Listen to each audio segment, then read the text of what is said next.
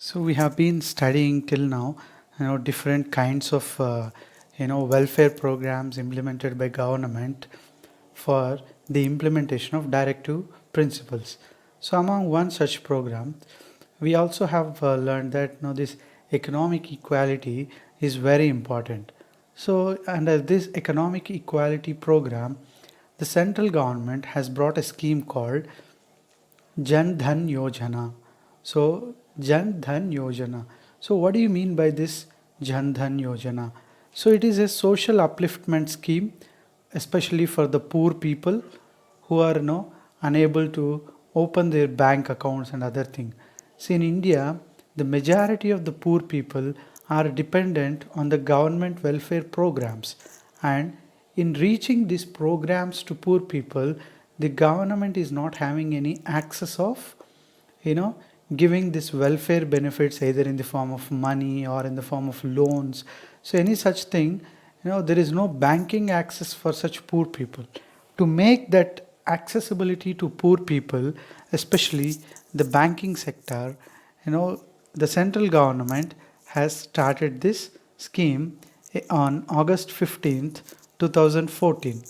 And under this scheme called Jan Dhan Yojana, so the poor people were being opened with bank accounts, and whoever opens a bank account, they will get a life insurance coverage of 30,000 rupees, which is you know totally paid by the central government. So they have a life insurance. Suppose any person who opened this Jan Dhan Yojana account, they'll get an insurance of 30,000 rupees sponsored by the central government. Also, 1 lakh accidental insurance benefit. So the person who opened this Jandan account, especially the poor people, by mistake or by accident, if any member, if the account holder dies, the central government will deposit an amount of 1 lakh in such account, which it will be useful for the family of the person. And they also give, see, even though these accounts are opened with zero balance and other things, these accounts will also be given debit cards, like ATM cards, so that whenever the central government deposits some welfare benefits for people, they'll directly go to their accounts instead of the intermediate persons.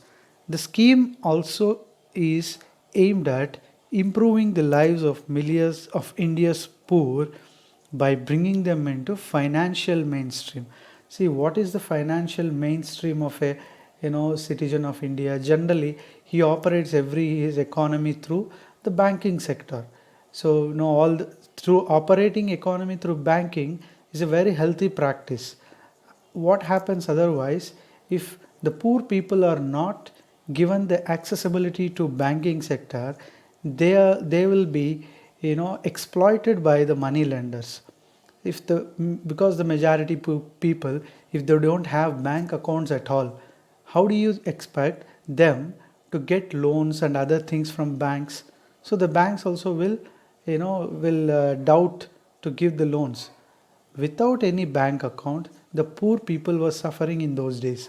So under this Jan Dhan Yojana, central government has opened free of account accounts for the poor people, and also they gave 30,000 life insurance coverage as well as 1 lakh accidental insurance coverage whoever has opened such accounts. Also, by this scheme, the poor people now they get accessibility to banks. When they get accessibility to banks, they learn about how the banking system operates, how loans can be availed, all such things. What are the regulations given by the governments to avail loans? All such things they'll come to know at least. And now this program, while giving them the benefit of insurance coverage by January 13th, 2016, so it was started in 2014, and by 2016, almost 20 crore bank accounts were opened, and lot of like 301 billion was deposited under the scheme. So this was a huge successful program for bringing the poor people into the main financial stream so that they get the benefits of the central government as well as they come into the mainstream of economy. So they may avail loans and other things from the banks. They may set up some small scale industries so they can improvise their standard of living. So that was the purpose of Pradhan Mantri Jan Dhan Yojana, and this scheme was started in 14, and by 2016 almost 20 crore people have got their accounts.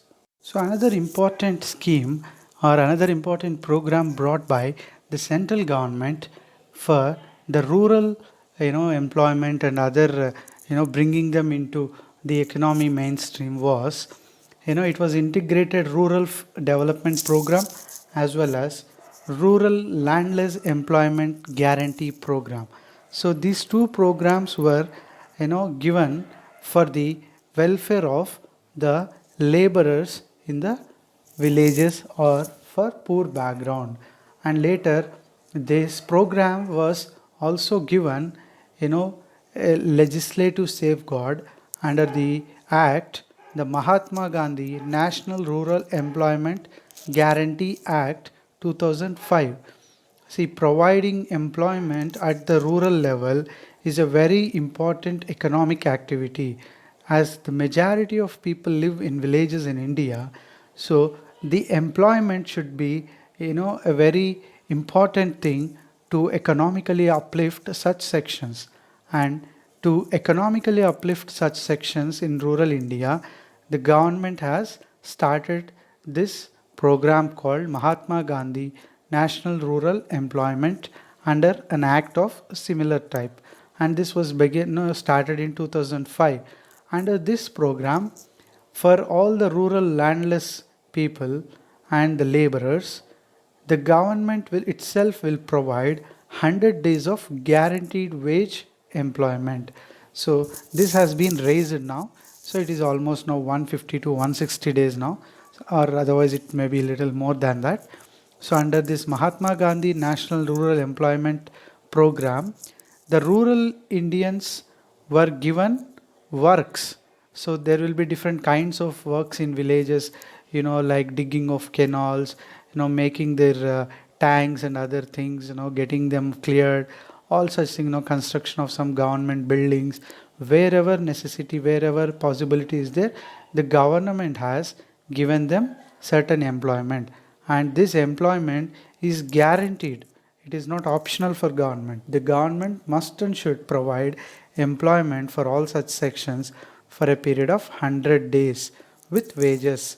So now this 100 days has been even increased to 150 or 160 to that level, and among the total year the government will provide definitely this number of days for them work with wages.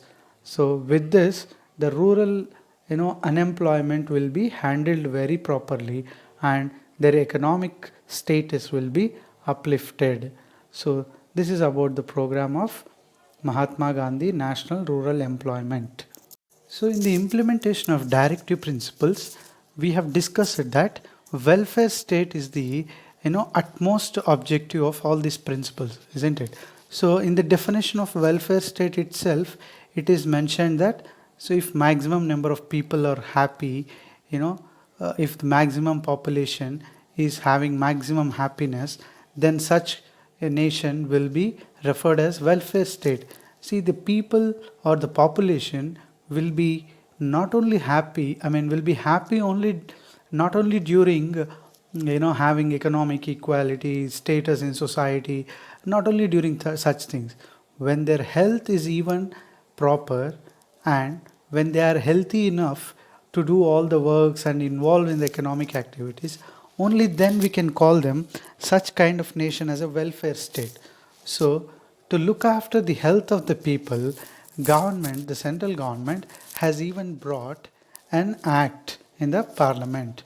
So it was referred as the National Food Security Act, and this was passed on September 12th, 2013, and this act is generally referred as National Food Security Act. So what is the use of this act? Under this act, it provides food and nutritional security for the poor people who cannot afford. And see, it is not just providing food material to people, it is provision of quality and nutritious food to people. So as per a study, okay, generally, we'll have a socio-economic studies, census will be taken, socio-economic census will be taken, and in these studies there were some shocking facts revealed that Indian children and many other adults, they were facing malnutrition. That means lack of deficiency of many nutrients in their body, and as they are very poor, they cannot afford these quality foods, which are generally taken by other people. So malnutrition has become a serious problem in such majority people. To deal with that malnutrition and to give them accessibility to food, healthy and nutritious food, this National Food Security Act is very much beneficial. And through this act, quality and quantity of food at a reasonable price. So the poor people will get quality as well as quantity of the food in a reasonable price at a very nominal price. And also it also gives subsidized food grains to 60% of India's population and penalty for non-compliance of by public servants. That is, here what happens is, as majority of poor people, they don't have access to buy all these food grains and other things. They cannot buy in the market prices, and whatever wages they are earning, they'll be, if they completely utilize for buying the food grains, then they cannot meet the other needs of the family. So here government, under this National Food Security Act, they try to give all the nutritious quality food grains to people or poor people, which are almost like 60%, 67% of India's population, at a very reasonable and subsidized price. And under this act, even many such benefits were helping the poor people to get nutritious food, and this will help the poverty also to have a, the poverty can be even eliminated with related to food and other issues. And also food grains were given at subsidized price. At these situations of corona, you might be seeing the state governments and central government giving them provisions and rations monthly, twice or thrice, so that these people should not have that kind of deficiency. So this is about the National Food Security Act. So after understanding the National Food Security Act, let us see what are the features of this act. So what else this act will provide, so that we'll discuss a bit detail. So the features of this act are 75% of rural population and 50% of urban population, they are directly benefited from this food security program. So 50% of urban population as well as 75% of rural population, they get direct benefit under this food security program. So as we have said that under this program, the government will give quality and quantity of food grains which are nutritious in nature at a very nominal price or a subsidized price. So you might be hearing about, like, these food grains being supplied at kilo rupees 1 2 and 3 rupees even for wheat and other grains. They'll supply at a very nominal price, and the price, the other price will be bear by the governments. For example, if kilo rice in a market is 25 rupees, if grade 1 quality rice is some 20 rupees and 25 rupees, poor people cannot buy a kg of rice with 25 30 rupees. I know, because the whole family needs at least 5 rice, 5, I mean like 5 kgs or 20 kgs bag per month. So which is difficult for them to buy at such high prices. So government will subsidize to 3 rupees kg, 1 rupee kg, like that, and they will ask them to buy. So which is a very nominal price, and they can easily buy such nutritious grains, they can take home, and which is a very essential thing for the poor people. Also, pregnant women and lactating mothers entitled to nutritious meals and maternity benefit of at least 6,000 for 6 months. So in India, especially the pregnant women, so that means who are carrying the babies, so they need to take nutritious food.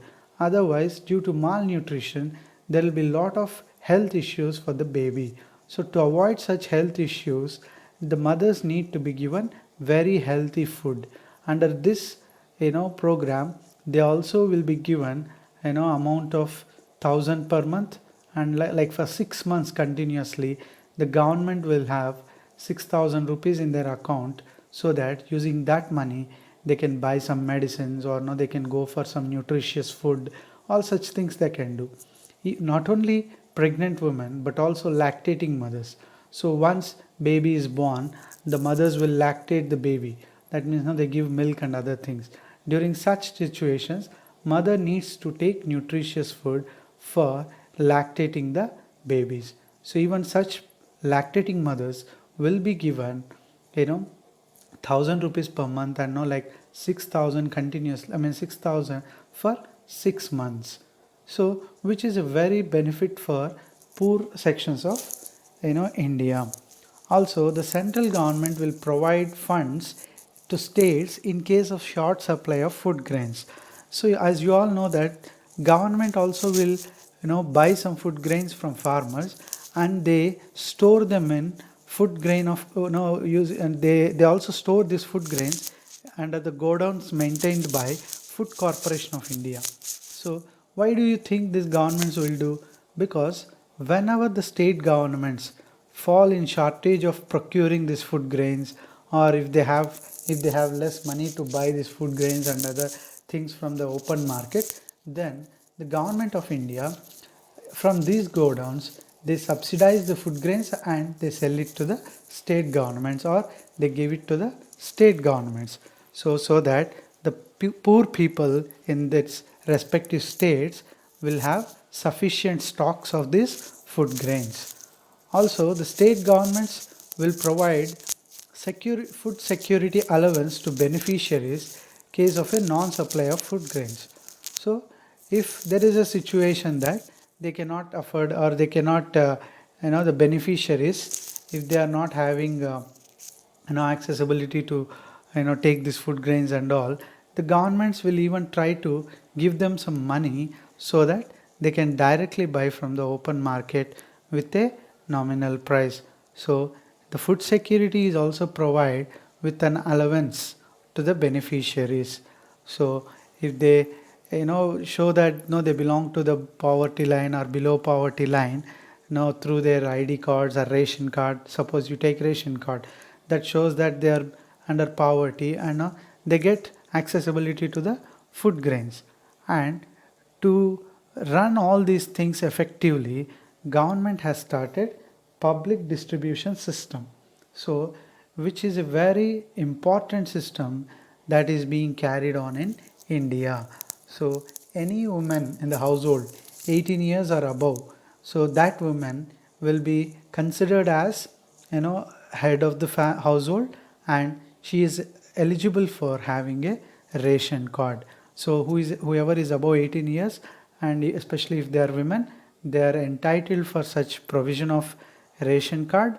And using that ration card, they can go to the shop or the ration shops maintained by the governments, and there they can get all these food grains under a subsidized rate or a very nominal price.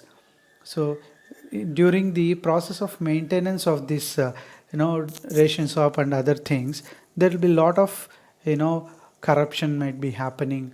I know there might be some lapses going on, and to monitor all such things, there is even a district and a district and state level mechanism, food supplies corporation, many such departments will be there to monitor this, public distribution system.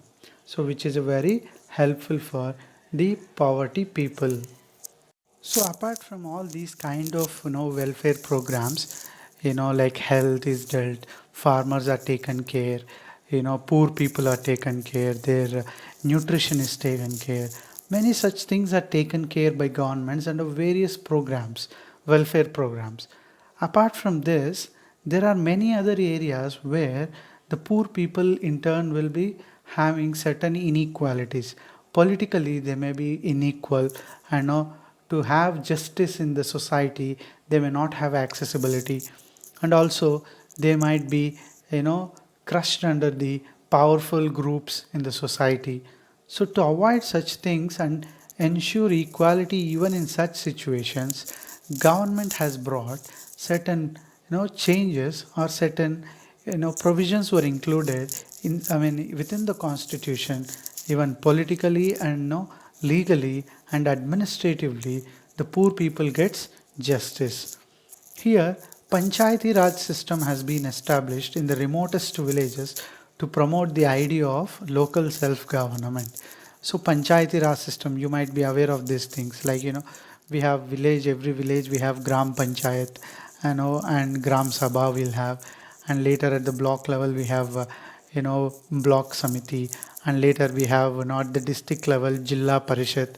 Under the Panchayat Raj system, district, later some block, and later gramas and villages, they were all divided, and at each division local self government is provided. So why do you think a government is, I mean, a government should have like inclusive planning, or no, why do you think the everything is decentralized? Why can't we keep only one government at the central level and run the entire administration? Because that will not solve the problems of people, as alone a government at one point or one level cannot address the issues of all people. So if they have a government at their own local level, they can easily solve their problems. So one such initiative was Panchayat Raj system. If all the village, every village have their own kind of governance, they can easily they know what kind of problems they regularly face, and for them no need to depend on the top level political people for solving their issues. So in such situation, the local governance like Panchayati Raj system will make them to run their own self governance, and so that when their governance in their hands, they can first address the problems of them, and so that easy solutions can be brought up instead of waiting too long for the central level authorities to come and solve their issues. They can easily solve if the governance is in their hands. If panchayatis have their own powers, they can easily solve their problems, and no need to depend on the state or central governments till they address the issue. There might be some lot of problems may be complicated. So Panchayat Raj system in this country has been promoted to strengthen the local self-governance, so that they can solve their problems on their own. And also free legal aid. So free legal aid has been even allowed for people who cannot afford lawyers. Suppose if some legal issues rise up with poor people, then they cannot go to court by appointing lawyers and paying them no fee and everything. So does it mean that they should not go to court and get justice? No. Even though they are poor, they have the right to get justice. And how come they get justice? So under the constitutional initiative, it is even directly, it is the direction of constitution itself that anybody who is not capable of, appointing a lawyer and reaching a court, then the government itself should arrange such people free legal aid by arranging them a lawyer free of cost. The government should help such people to get legal aid, and so that even though being poor, they get the right to have justice. And also, in order to check the misuse of powers, there is now a complete separation of judiciary from the executive. See, all the political system of India will be active in the functioning of, in the leading of the governance of the country. So as till now we have discussed, they are responsible primarily for implementing all these directive principles and all through various programs.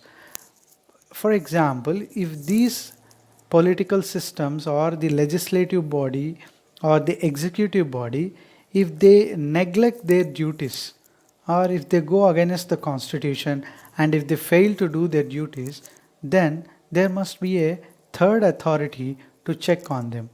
So if they are given, if the executive does some mistake, if they are not implementing certain things properly, then through the judiciary, they can get the problems resolved by for people. If executive becomes too powerful and now they try to ignore people, definitely judiciary, which is a third organ having independent nature in its structure itself, they come to the rescue of the people. So, and even when the creation of judiciary, it was completely created as an independent organ of government. It is not answerable to any executive or legislative wing. But of course, this legislative, executive, and judiciary should go like a balanced thing. There should not be like imbalance between all these things. But judiciary, being an independent wing, it tries to monitor the executive and legislative so that they cannot escape from their regular duties. So this is also arranged very successfully in Indian political system to help the poor and needy.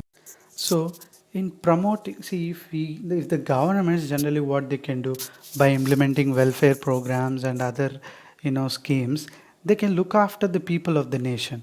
So well and good, in the implementation of directive principles, the government is creating good programs, and they are trying to help the upliftment of the poor people or the regular citizens, so that they can create a happy state. So in creation of happy state, it is not just we people should be good in every aspect, and if our neighbors fail to be, then we also have a problem. So we should always have a good relation with our neighboring countries and neighboring nations, or with other nations of the world. Only then, when our neighbor is good enough, and when we have a good relation with our neighbors, so we have also the state of happiness. So in order to promote international peace and security, India is opposed to colonialism and racialism. So there are certain evils which are practiced in the worldwide for many centuries, like colonialism. That means one country occupying other country and trying to dominate them, exploiting their resources. As we know that we are the even sufferers from British under this colonialism and imperialism and racialism based on the color of the skin. There were lot of evils went on, a lot of atrocities happened on different groups of human beings. So India is against all such kind of practices in its foreign policy. So in its relation to world, India opposes colonialism and racialism. So it say its strong words to the world that it is against colonialism and racialism, and by saying that, it is it is trying to create a good atmosphere with the world. When there is neighboring countries, will they have good atmosphere with India? Definitely, then the nation will have this welfare state. Also, India not only just say it by words, but also it helps certain nations in achieving such kind of things, or in achieving the nations to get away from colonialism and racialism. And India especially helps South Africa in such cases from apartheid. So if you take apartheid, what do you mean by apartheid here?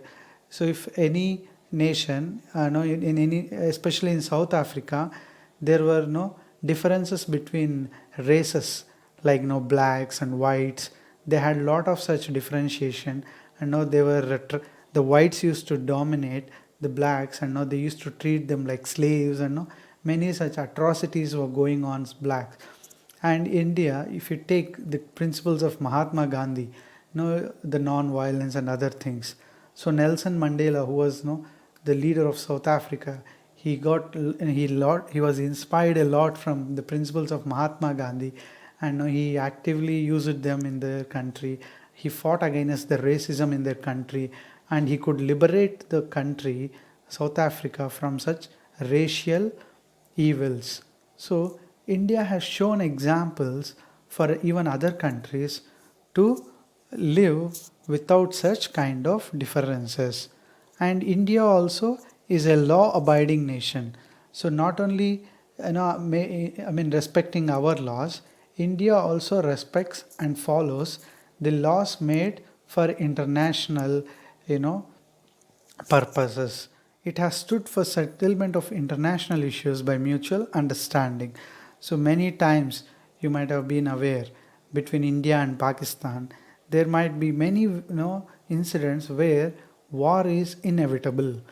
There are many situations where India can easily go for a war on country like Pakistan, and can it can go on its way through violence. But India has never done that. India never on its own went on a war with Pakistan.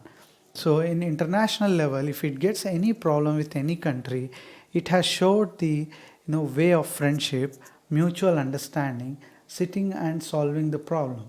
So which is a way through which it ensures peace to its citizens. Going to a war and getting onto war and doing violence is very easy for countries, but having mutual understanding, trying to avoid wars, and providing peace and security to people of country is a very difficult thing, and India does it very efficiently since many centuries. Also, India holds the policy of complete disarmament and has been firm against all such attempts where some powerful countries for disarmament. That means India by its own nature, it is non-violent following a country, and disarmament, that means trying to reduce the arms it has possessed. India has shown an example by reducing many of its arms getting reduced, and also it even worked for the promotion of disarmament. So it even wants certain powerful nations like US and other countries, they pile up all kind of dangerous weapons in their countries, and they'll be speaking about disarmament outside. So with such countries, India has been very firm, and it has even asked such countries to slowly proceed towards disarmament by showing itself as an example, by reducing its weapon strength, so that this country is standing for peace, not for war. So the foreign policy of the nation is also very effective, that it helps the people to live with peace and security, which is nothing but the implementation of a directive policy of creation of welfare state.